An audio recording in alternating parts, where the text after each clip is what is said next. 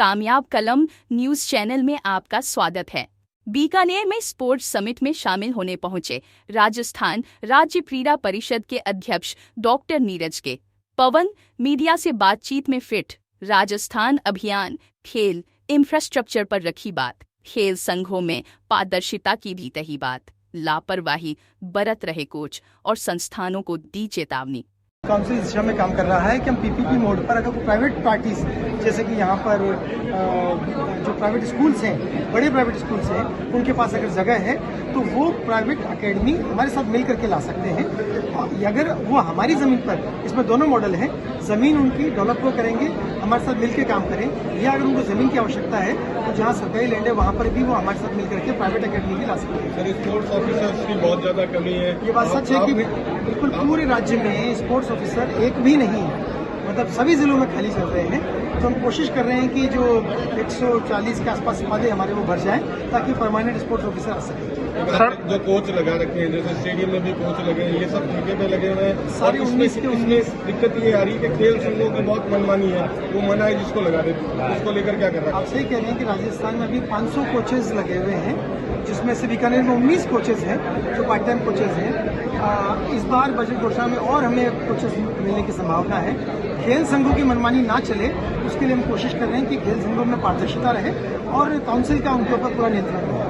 बाकी अगर स्टेट भी है जो राजस्थान से ऊपर बढ़ते जा रहे हैं, प्रधानमंत्री जी का सपना है फिट इंडिया मूवमेंट के लिए, राजस्थान उसके अंदर क्या कर रहा है? राजस्थान सरकार ने फिट राजस्थान मूवमेंट की डिक्लेरेशन की इस बजट घोषणा में, जिसकी पूरी कार्य योजना बना करके सभी जिलों में भेजी जा रही है, जिसके माध्यम से आम जनता तक फिट रहने का, स्वस्थ रहने का एक अभियान को लोक अभियान बना दिया जाए, उसका प्रयास किया जाएगा। सर, पंचगौरव में तीरंदाजी को शामिल किया गया है, उसके लिए अपने क्या विशेष प्रयास रहेंगे सर? देखिए, जो one district one sport Rajasthan सरकार का एक बहुत बड़ा अभियान था, जिसके तहत बीकानेर में चूंकि तीरंदाजी की बहुत सारी उपलब्धियां ऑलरेडी हो चुकी हैं, इसको और आगे बढ़ाया जाए। उसी दिशा में आगे बढ़ते हुए राज्य सरकार ने बीकानेर में तीरंदाजी को वन डिस्ट्रिक्ट वन स्पोर्ट में लिया है।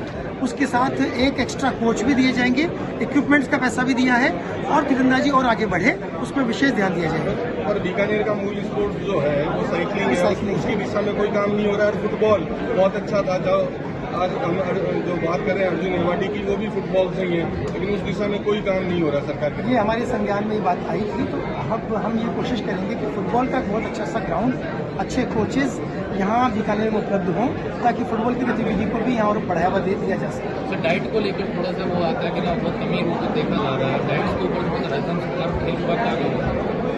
चूँकि डाइट का जो पैसा बहुत पुराना तय हो रखा था, इसीलिए हो सकता है कि उसमें कुछ बढ़ाने की आवश्यकता हो।